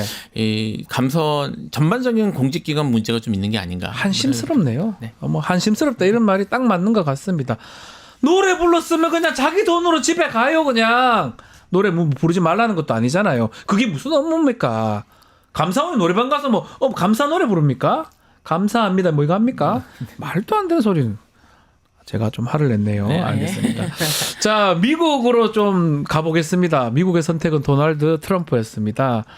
대선 결과 두 분 뭐 좀 지켜봤을 것 같은데 어떻게 보셨어요, 신임 변호사님? 저는 사실 도널드 트럼프라고 예상을 했고 그쵸. 이거는 이제 남편과도 내기를 했습니다. 아, 남편 부군께서는 네, 해리스를 생각하셨군요. 저는 그래서 트럼프다. 이게 네. 트럼프가 너무 강력하다라고 했는데 네. 제가 이겼죠. 근데 가장 어떤 승리에 결정적인 요인이다라고 하기에는 도널드 트럼프가 저는 굉장히 계속 우세했다라고 보여지는 게 도널드 트럼프는 확실하지 않습니까? 아메리카 퍼스트, 예. 미국 최우선주의를 앞세웠잖아요. 그리고 뭐 말만 꺼내면 다른 나라 외교 정책, 다른 나라한테 돈을 받아야 된다, 다른 나라들한테 영수증 청구해야 된다라고 계속 얘기하는데 아니 미국 사람들로서는 싫어할 이유가 없잖아요. 네. 근데 해리스 정책은 도널드 트럼프 이상한 사람이다. 이거 말고 딱히 기억나는 게 그러니까요. 없어요. 반 트럼프만 한 것 같아요. 그러니까요. 예. 그래서 제가 이제 뭐 어제 이제 당선 이제 결정 정도 된 뒤에 미국에 있는 또 지인들과도 연락을 했는데 트럼프만은 안 되기를 바랬다. 그 생각인 거지. 해리스가 안 돼서 아쉽다. 이런 생각이 아니에요. 그런 게 좀 컸다. 트럼프가 워낙에 그 비상식적인 말을 많이 하지 않았습니까? 사실 토론 과정에서도 이민자들이 반려동물을 먹고 있다. 이웃의 반려동물을 먹고 있다. 이게 굉장히 큰 밈이 됐어요. 네. 트럼프는 미친 사람이다. 네. 그런 밈이 됐는데 나중에 그것도 희석이 되더라고요. 왜냐하면 처음에는 그 말 자체가 they are eating the dog, 뭐 pet 뭐 이렇게 먹고 있다라고 했는데 그게 다 삭제가 되고 they are eating 하면서 그냥 그 자체가 밈이 되더라고요. 그러니까 먹는 장면은 뭐 다른 장면이 나오더라고요. 예전에는 뭐 개나 고양이 사진이 막 나오다가 그래서 그런 것 자체도 희석된다. 트럼프의 정말 미국 최우선주의. 미국은 도널드 트럼프는 아메리카 퍼스트, 우리나라는 레이디 퍼스트 주의. 자, 부인 최우선주의. 결국은 이게 뭐 승자 독식으로 경합주 7개를 다 쓸어온 것도 쓸어온 거지만 전체 득표율을 또 트럼프가 압도를 했거든요. 오래 걸릴 것이다 그 투표나 이런 게. 근데 뭐 사실 초반에 압승을 해버렸어요. 그러니까 이제 트럼프가 이제 세 네. 번째 선거를 한 건데요. 네. 지금 내용을 보면 각 선거 때마다 트럼프의 득표율이 계속 올라왔다고 그래요. 그러니까요. 예, 그래서 이제 트럼프가 이렇게 선전한 것에 대해서 뭐 저는 이제 원래 미국 전문가는 아니어서 뭐 저는 뭐 예측에 내린 걸 하긴 좀 어려운 입장이긴 했습니다만 왜 이렇게 되는 것일까에 대해서 이제 결과 나오고 나서 좀 물어봤습니다. 미국 네. 사시는 분들이나 미국 분들한테. 주변에 좀 네. 물어봤는데 가장 큰 문제는 경제였다고 그래요. 그렇죠. 네. 근데 이제 경제라고 이게 사실 외부에서 볼 때는 잘 못 느끼는 부분이기도 합니다. 왜냐하면 외부에서 볼 때는 수치를 보게 되는데 사실 전반적인 바이든 행정부의 수치가 괜찮다고 해요. 근데 이게 이제 수치가 괜찮은 것이고 이제 체감하는 건 좀 다른 느끼는 거. 느끼는 국민들이 느끼는 거. 국민이 와. 느끼는 가장 큰 문제는 물가 문제인데 그러니까요. 미국이 그 물가나 이런 것들이 특히 서민들 입장에서 체감하는 물가의 수준이 뭐 여전히 잡히지 않고 있다. 그래서 너무 힘들다라는 그런 뭐 것들이 좀 컸었고 그리고 지금 이제 아까 말씀하셨던 것처럼 그 이제 미국에서는 이민자 문제가 이제 좀 심각한데 그렇죠. 예, 그 이민자에 관련한 그런 뭐 반감이나 뭐 부작용 이런 것들에 대해서 민주당이 제대로 대처하지 못했던 거 뭐 이런 것들이 내부에서 큰 문제였던 것 같아요. 어쩌면 이 보편적 가치는 사실 어쩌면 민주당 쪽이 맞다고 하더라도 결국 실리적인 부분, 경제적인 부분, 인플레이션 계속되고 있었잖아요. 거기다 이민자가 옆에 있는데 너무 고통스러운 거.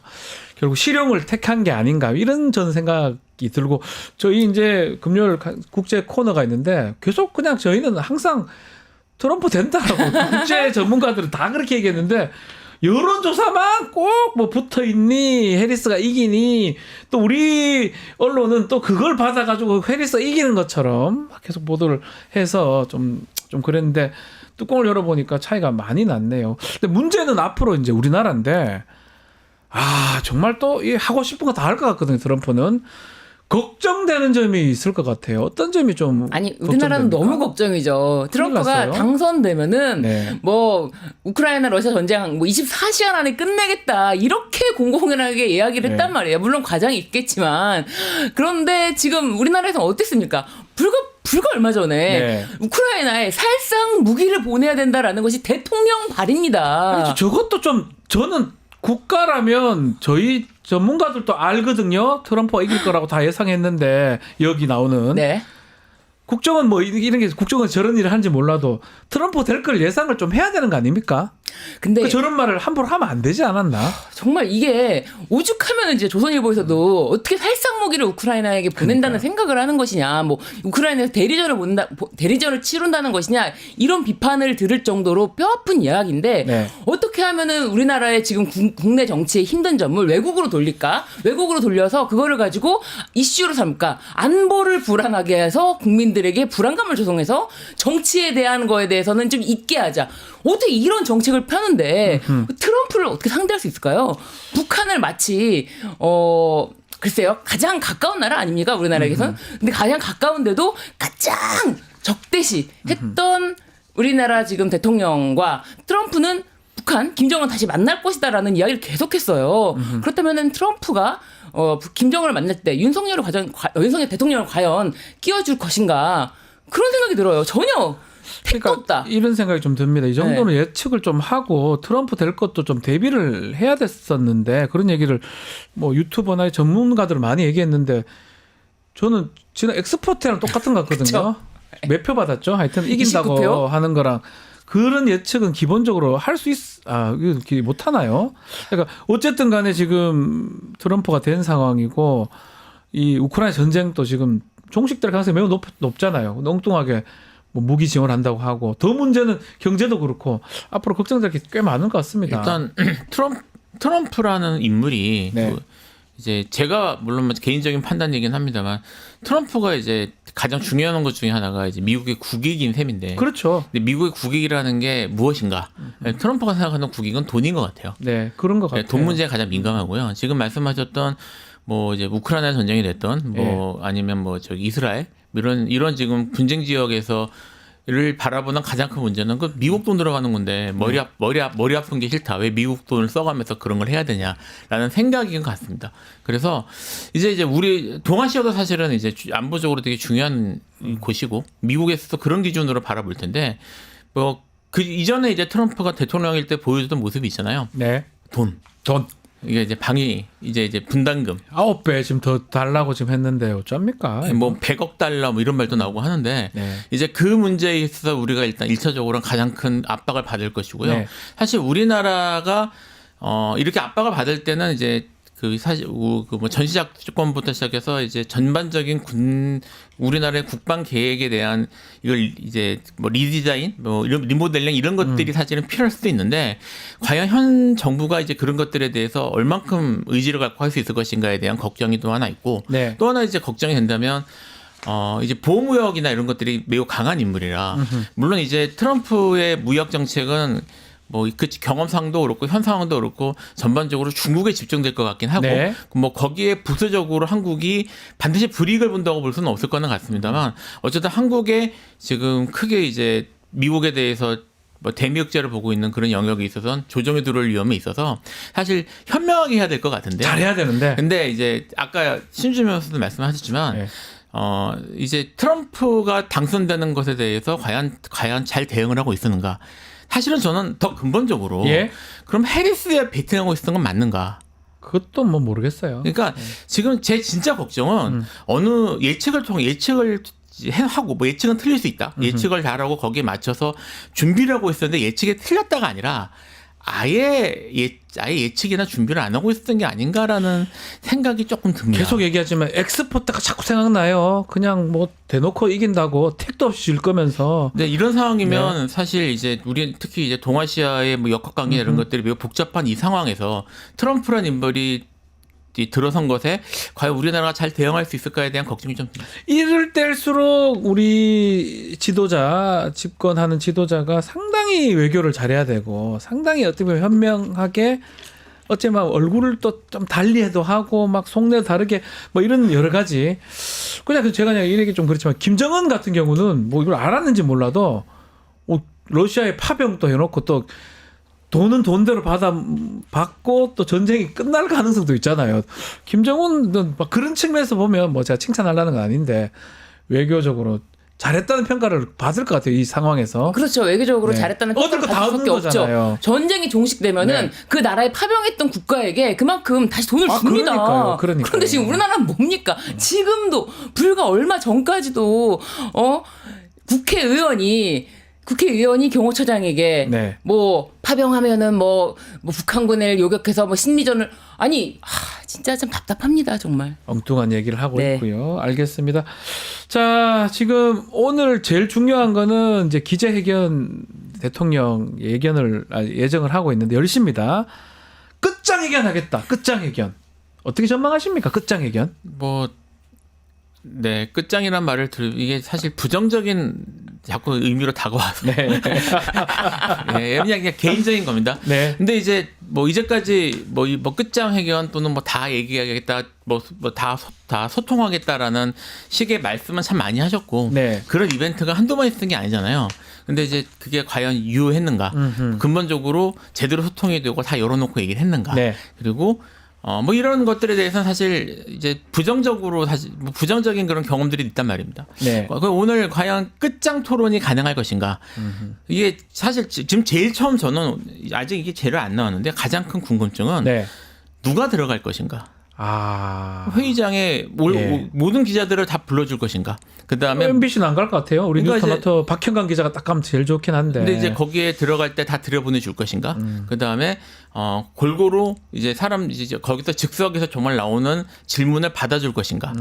사실 이제까지의 경험으로는 그러지 않을 가능성이 클 것 같고. 그렇죠. 그러면 사실 끝장이라는 게 의미가 없죠. 그래서 근데 이제 국민들이 지금 말하는 것처럼 다 안단 말입니다. 그 전에 네. 어떤 식으로 뭐 기자회견이 이루어졌고 아는데 같은 상황이 반복이 되면 이건 진짜 좀 끝장이 아닐까. 다른 의미의 또 끝장난다. 뭐 그런 걱정이 좀 듭니다. 그러니까요. 어떤 기자들이 들어갈지 정말로 질문에 꼬리를 물고 할 수 있는 기자들. MBC는 빠졌는 것 같아요. 그리고 저희 뉴스토마토도 좀 가면 좋겠는데. 박형강 일단 기자를 꼭 보내고 싶은데. 제 질문 네. 자체를 받지 않는다고 합니다. 형식 자체가 그러면 뭐. 제 질문을 받지 않기 때문에 네. 제 질문을 받지 않으면은 엉뚱한 대답 해놓으면은 그 다음에 그 질문 되지 못하니까. 실제로 최상병 사건 질문했을 때 지난 기자회견 때 엉뚱한 답변을 했잖아요. 엉뚱한 답변. 동문서답을 해버렸어요. 예. 그리고 엉뚱한 답변 또는 뭐 그거에 대해서는 제가 잘 모릅니다. 네. 이것도 그냥 아주 그냥 편안한 마음으로 이야기를 할 수 있는 분이잖아요. 네. 예를 들면은 있잖아요. 누구죠? 네. 그거에 대해서 뉴라이트, 네, 뉴라이트. 뉴라이트에 예. 대해서 알고 있느냐 모릅니다. 라는 말을 편안하게 했지 않습니까? 예, 예. 그럴 정도로 뭐 이거에 대해서 뭐 명태균 씨 압니까? 모릅니다라고 할 정도로 이렇게 그냥 편안하게 거짓말을 할 것이다라는 생각까지 듭니다. 왜냐하면 대통령실에서 지금까지 반박을 했던 것들에 대해서 네. 거짓말을 밝혀진 게 너무 많지 않습니까? 더 이상의 신뢰가 회복하기 어려운데 제 질문을 안 하게 한다? 근데 이게 어떻게 끝장 토론일까? 끝장 회견일까? 이 말 자체는 사실은 지금 김필상 변호사님 말한 것처럼 다른 의미로 이 그냥 기자회견으로 이제는 끝장 났다? 요 정도의 끝장 회견은 맞겠습니다. 네. 근데 이 기자회견 하면서 예고편들을 깔잖아요. 네. 그래서 뭐 또 다른 거기서 나오는 목소리들이 이제 필요한 뭐 특검을 받기로 했다, 사과한다 하더라, 김건희 여사 아예 못 움직이게 한다 하더라, 뭐 이런 내용이 나와야 그나마 이 기자회견이 뭔가 그래서 조금 기대를 할 수 있는데 그런 예고편조차 없어요 지금. 그러니까 이게 저기 모르겠습니다. 대통령실이 지금 문제의 네. 상황과 정도를 어떻게 판단하고 있는지 그러니까요. 모르겠는데 기자회견 한 번 하는 걸로는 좀 바뀌지 않습니다. 뭐 저게 정말 하면 더 기분 나빠요 우리는. 네, 정말 국민들은. 정말 필요한 네. 게 뭐냐면 네. 지금 이 상황에 대해서 어떻게 해결하겠다는 근본적인 인국이 납득할 수 있는 해결책을 먼저 가지고 있어야 되고 네. 이거를 기자회견에서 국민들에게 설득시켜야 되는 상황인 거거든요. 근데 이제 말씀하신 것처럼 그러기 위해서는 세션안이나 아니면 방향 같은 것들이 어느 정도 나와서 그렇죠. 그런 게 있어야지 사실 질문이 되고 그러니까요. 토론이 가능할 거 아닙니까? 근데 지금 끝장이라는 말만 나와 있단 말이에요. 네. 뭐가 끝장인지도 모르겠고. 그래서 지금 뭐 그런 측면에서 이미 이제 10시 넘어요? 오늘 10시입니다, 10시. 오늘 기자회견이 과연 그 국정 이거를 전환점이 될 수 있을까에 대한 좀 우려가 듭니다. 회의적인데 결국 김건희 여사 얘기를 해야 되거든요. 뭐 간단해요. 저는 두 가지만 해요. 특검 받고 김건희 여사 못 나오게 하겠다. 두 가지만 하면 끝날 일이에요. 더 뭐 기자회견 필요 없습니다. 제가 봤을 때는. 그래서 민주당도 그 얘기를 합니다. 유배에 가까운 조치를 좀 취해달라. 뭐 이런 등등의 얘기를 하고 있는데 궁금해요. 김건희 여사 뭐 지금 뭐 보면 의전하고 외교활동 빼고는 다 하겠다. 근데 그거 하지 말라는 거 아니? 어떻게 보십니까? 근데 제2부속실 뭐 설치하겠다 이런 네. 얘기 나오는 거 사람들이 정말 기등으로도 안 들을 것이고요. 네. 그리고 사실 외교활동 자제하겠다. 외교활동까지도 자제하겠다. 물론 절대로 이렇게 생각하진 않을 거예요. 절대 네. 외교활동은 퍼스트 레이디가 안 갈 수가 있냐라고 할 텐데 외교활동도 자제하는 것도 사실 국민들은 그것도 사실 의미가 없다고 생각해요. 왜냐하면 얼마나 많은 시간 동안에 지금 대통령 부인에 대한 녹취록 네. 7시간 녹취록뿐만 아니라 뭐 나도 전화했다 하는 사람들이 굉장히 많지 않습니까? 그렇죠. 뭐 방에 나가지 않으면은 방에서 얼마나 많은 사람들과 통화를 할지, 문자를 주고 받을지, 대통령과 얼마나 많은 통화를 할지. 그렇기 때문에 뭐 지금 민주당 측에서는 유배에 가까운이라고 했지만 유승민 전 의원 같은 경우는 귀향이나 유배 이렇게 차단하는 조치가 필요할 정도다. 왜냐하면 그거 가가지고 또 문자 보내면 그만이에요. 그러니까요. 지금 문자로 다 했잖아요. 그렇죠. 문자랑 뭐 개입한 통화 뭐 거잖아요. 몇 시간씩 한다고 하는데 한 번 네. 전화하면 뭐 56분 네. 뭐 그렇지 않습니까? 그 허은하 대표랑도 56분 그러니까요. 통화했다 한 이런 시간 얘기가 나오는 가깝게. 것처럼 네. 전혀 적절하지 않은 행동들이 계속 나오고 있는데 뭐 외교 활동 안 한다? 이것도 기대할 수 없지만 이것만으로도 의미가 될 수 없다는 거예요. 김건희 여사 부분. 네. 사실 이게 그 국민들이 이제 기억하시는 분이 네. 많겠지만 이미 그 윤석열 후보 시절에 문제가 되었습니다. 그렇죠. 이게 제가 좀 찾아보니까 2021년 12월 26일 날 있었던 일이네요. 김건희 여사께서 그러니까 그때 이제 후보 부인께서 네. 입장만 발표를 하셨어요. 여러 기자회견하고 하셨던 기억하시는데 직접 나와서 뭐 예. I believe 예, 그거 예, 아니에요? 그래서 네. 뭐 모두 제 잘못이고 불찰, 깊이 반성 이런 말이 나오는데 네. 여기 이제 끝부분에 이런 얘기가 나옵니다.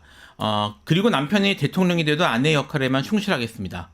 라는 말을 하셨어요 이때. 네, 했어요. 하고 당선되셨거든요. 네. 그러니까 지금 김건희 여사가 지금 뭐 이거 안 하겠다 저거 안 하겠다 정말 오늘 그런 말이 나올 가능성도 있습니다. 네. 있다고 보는데 이렇게 말이 나온다고 해서 과연 국민이 믿을 수 있을까? 안 믿습니다. 그래서 이게 지금 뭐 정말 유배를 보내고 뭐 어디 멀리 보내고 하는 건 아니겠지만 국민들에게 말뿐이 아니라 신뢰할 수 있는 뭔가의 조치가 있어야 되는데 나와야 되겠죠. 중요한 것은 이미 한번 말을 바꾼 적이 이미 그렇게 말한 적이 있음에도 불구하고 이런 문제가 불거졌기 때문에 국민들이 이거 정말 믿을 만한 조치다 또는 정말 바뀌었구나라고 설득하기 위해서는 거기에 상응하는 상당히 강력한 무엇인가가 있어야 될 것 같아요. 특검이죠. 특검. 그게 네. 세 가지거든요. 좀 저랑 생각이 비슷한 것 같아요. 사과, 네. 명태균 해명, 사과, 특검 수용, 그리고 뭐 전쟁 중단이라는 명함 네. 메시지 세 가지 정도 네. 민주당이 요구 사항으로 해놨는데, 그죠? 이거 세 개를 만약에 정확하게 한다 그러면 어느 정도는 더 떨어지는 걸 막을 수는 있다고 저는 생각이 아니, 드는데. 특검을 받겠다라고 하는 순간 예. 한 방에 있는 남자야라고 하면서 오히려? 지지율 올라간다고 오히려 봅니다. 올라갑니까? 올라갑니다. 네. 일단 올라가죠. 이제 네. 특검에서 드러나는 사실이 이제 그 뒤에 벌어질 일들 때문에 못 받는 거 아닙니까? 네. 특검에서 아무 일이 벌어지지 않는다면은 뭐 못 받을 이유가 없지 않습니까? 국민의힘 의원들도 계속 그런 얘기를 해요. 그분들도 국민의힘 쪽에도 네. 아니 자꾸 탄핵하려고 저렇게 특검하냐고. 그러니까 특검하면 탄핵된다고 생각을 하는 것 같아요. 그렇죠. 그러니까 그것도 이상한 거잖아요. 딜레마인 거잖아요. 드러나면 끝장이다. 특검 들어가면 끝난다고 그렇죠. 보는 거잖아요. 그렇기 때문에 특검을 못 받는 건데 받는다고 하면은 사실은 뭐 대통령이 지금 거의 이런 이야기가 나오고 있잖아요. 이혼하는 건 어떠냐 이런 이야기까지 나오고 있습니다. 그래서 대통령만을 지키고자 하는 사람들도 꽤 있거든요. 그런데 대통령이 그럴 사람이 아니기 때문에 영부인을 지켜라 또 이런 기조로 국민의힘 지지자들이 가는 것 같지만 사실은 국민의힘 지지자들은 영부인보다도 대통령, 이 정권만 보존하면 되거든요. 네. 근데 과연 그걸 할 수 있는 사람인가 믿지 못한다. 네. 특검 부분 어떻게 할까? 이게 정말 가장 핵심 같거든요. 이번 기자회견에서. 사실 이게 그 이제까지 윤석열 대통령과 여당 쪽에서 주장한 거하고는 네.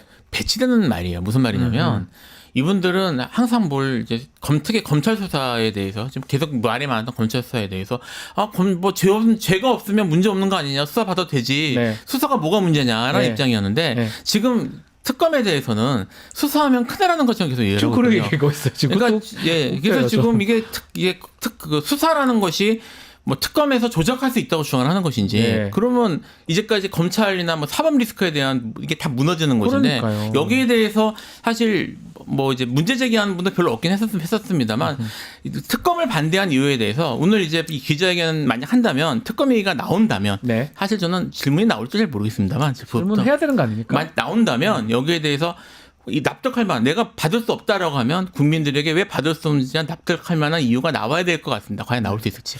위헌이라고 뭐 이런 얘기를 자꾸 하던데. 위헌적 후지. 네. 네. 뭐 이제까지 했던 건 특검은 다 위헌인 그러면 것인지. 이때 했던 건 본인이 한 특검 본인이 뭡니까? 한 박영수 특검은부터 뭡니까? 똑같은데 그거랑. 똑같은 구조인데 구성이. 위헌이라는 것인지, 뭐 여기에 대해서 어쨌든 일단 중요한 건 국민들이 납득해야 되는 거니까요. 국민들이. 네, 납득할 만한 끝장 뭐 그런 얘기가 나올 수 있을지 의문이. 끝장. 예, 네. 기대가 되네요. 자, 네. 오늘 끝장 토론. 네. 끝장 기자회견도 있지만 또 대통령실 부담이 되는 게 명태균 씨입니다. 네.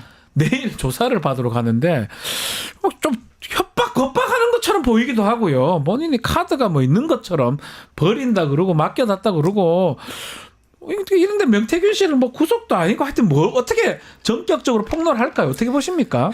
그러니까요. 창원지검에서도 이게 명태균 씨에 대한 수사 의지가 네. 대통령실의 눈치를 보느라고 사실 내일 조사를 받는다는 거 아닙니까? 근데 이게 강희경 씨는 지금 8번 조사를 받았습니다. 그러니까요. 근데 명태균 씨는 내일 첫 조사예요. 첫 조사인데 본인은 첫 조사인데 나가면서도 내가 조사를 받으러 나가는 거를 비공개로 좀 나가게 해줬으면 좋겠다. 이렇게 지금 딜을 하고 있어요. 네. 물론 창원지검에서는 우리는 지하 주차장이 없기 때문에 안 된다. 1층에는 어차피 기자들이 있기 때문에 안 된다라고 했지만 그럼에도 불구하고 본인 좀 지하로 좀 들어가게 해달라. 비공개로 좀 소환해달라. 이 정도로 지금 아직까지도 나 지금 함부로 건드리지 마라라는 메시지를 주고 있거든요. 그리고 본인 입으로도 자기는 대통령실에 SOS를 많이 쳤다. 그런 것이 다 SOS다라고 하는데 지금 조사 시기도 이렇게까지 늦춰준 거는 창원지검에서 이걸 완전히 대통령실 눈치 보기로 하고 있다. 대통령실에서 이 사람은 어디까지 털나는 걸까? 이 사람에 대해서 갖고 있는 증거를 다 확보하면 이 사람의 신병을 확보하는 것인가? 눈치 보기식으로 하는 거 지금 안 보입니까? 다 보이지 않습니까? 이렇게 조사해도 됩니까? 황제조사입니다. 이거 제가 황제조사라는 말을 쓸 수밖에 없는데요. 말씀하셨던 건 횟수나 이런 것도 문제지만 날짜를 네. 이게 지금 오늘 저기 끝장 기자회견 다음 날로 잡았어요. 예. 그러니까 그리고 명태균 씨가 얘기해서 뭐 나는 비공개로 하는 것 자체가 사실은 특히 이제 뭐 다 변호사시니까 아시겠지만 일반적인 피의자는 할 수 없는 것인데 거기에 대해서 공개적으로 얘기했는데 창원지검에서 반대한 이유도 일출하는지 무시하든지도 아니고 지하주차장 뭐 이런 얘기 한 것도 그렇고 지금 창원지검이 대놓고 지금 분위기 봐가면서 명태균을 안 부를 수 없으니까 하는 것 같은 모습을 보이고 있어요. 보이죠. 이렇게 보이면 명태균에 대한 수사가 제대로 이루어질 수 있을까에 대한 의문을 가질 수밖에 없고요. 뭐 지금 명태균 씨가 계속 아까 말씀하셨던 뭐 이제 휴대폰 이런 얘기를 하는데 휴대폰을 만약에 검찰이 입수를 하면 이게 증거를 제대로 해가지고 수사할 수 있을까 이런 의심까지 드는 거거든요. 아니 그리고 휴대폰을 받아도 못 보충할 것 같다는 생각이 안 듭니까? 그러니까 이게 빨리 진작에 가서 해야 되는데 뭐 합니까? 이게 뭔 수사입니까? 그러니까 이게 우리끼리 변호사끼리 하는 얘기인데 제가 옛날에 국정농단 무렵에 그때 이제 이런저런 뭐 관련 비슷한 사건들 뭐 정치 관련 사건들 할 때 우스갯소리를 했던 얘기 나온 얘기가 있었거든요. 필리핀 앞바다 가서 휴대폰 던지면 된다. 버리면 그만이에요. 버리면 그만이다 얘기했는데 사실 명태균 씨가 버리려면 진작에 갖다가 바다에 던질 수 있었던 타이밍인데 이때까지 안 하고 있었던 거거든요. 근데 이거를 그 떼짱 기자회견 다음 날로 딱 잡았다는 것부터 일단 검찰을 신뢰할 수 없는 외양을 만든 거예요. 그러니까 저는 지금 이제 국민들이 납득할까? 제대로 멀리 한강에 던지면 아무도 못 찾습니다. 뭔 소리 합니까? 진작에 뭐 휴대전화라든지 확보라든지 안 되면 구속을 하지. 민주당이 만약 그런 행동했으면 벌써 구속시켰을 거 아닙니까? 제 말 틀렸습니까?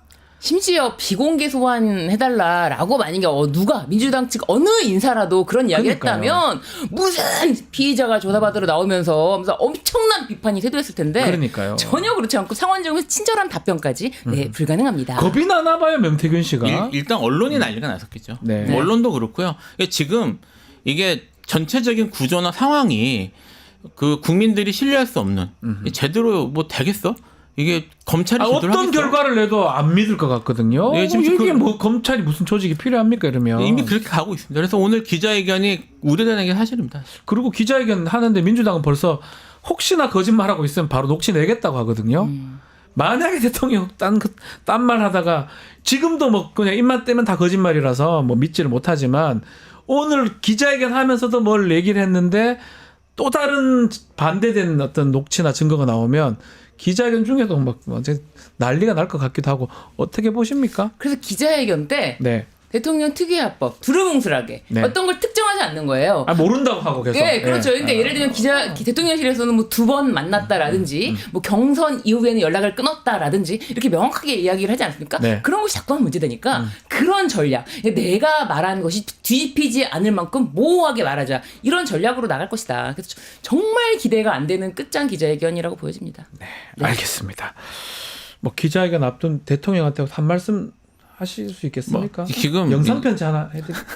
영상 편지까지는 지금 보고 있다고 그냥 나라가 걱정입니다. 나라 걱정입니다. 이게 지금 뭐 어느 뭐 민주당이냐 아니면 당파의 문제, 뭐 정치 성향의 문제를 떠나서 아까 이제 처음에 시작할 때 바이든 대통령 이제 넘어가지 않습니까? 바이든이 날리면 돼버렸어요. 지금 트럼프로 넘어가는 이 중차대한 상황에서 이 나라를 일단 안정을 시키고 그리고 우리가 좀 현명하게 지금이라도 대응하는 그런 대통령이 좀 되셨으면 좋겠습니다. 저는 그 한 가지 기대하는 게 있네요. 지금 말씀하시니까 생각이 났는데 그때 바이든이라고 했다. 요거 기자회견에서 한번 터뜨리는 거 괜찮을 것 같네요. 그때 양심. 바이든, 제가 바이든은 바이든 쪽팔려서 어떡하나 그랬다라고 하면은 트럼프가 이 자식 귀여운데라고 할 수도 있지 않을까? 트럼프는 1946년생이거든요. 맞네요. 제가 예측했지 않습니까? 바이든 날아간다고 이렇게. 알겠습니다. 자, 오늘 이슈 삼합 여기서 마무리하겠습니다. 김필성, 신유진 변호사와 함께했습니다. 감사합니다. 자, 마치기 전에 뉴스토마토 우리 구독자 댓글 이벤트 하나 소개해드리겠습니다. 지금 실시간 채팅창에 댓글 참여하시면 매일매일 2000 TTCO를 저희가 지급해드리고 있습니다. 매일 2,000원 상당의 할인 쿠폰 지급해 드리는데요. 채팅창 링크에 있는 통통몰 앱에 가입하신 뒤에 회원 고유번호 코드를 실시간 채팅창에 한 번만 붙여넣기를 하면 이벤트에 참여할 수가 있습니다. 자세한 거는 실시간 채팅창 상단 고정 링크 또 더보기란 참고해 주시면 됩니다. 내일 방송 잠깐 소개해 드리겠습니다. 장윤선 기자 나옵니다. 그리고 베프의 촉 그리고 김종대 전 의원 나오니까요. 처음부터 끝까지 채널 고정 부탁드립니다. 이어서 2부 뉴스 인사 프라임 시작되니까요. 어디 가지 마시고 조금만 기다려 주십시오.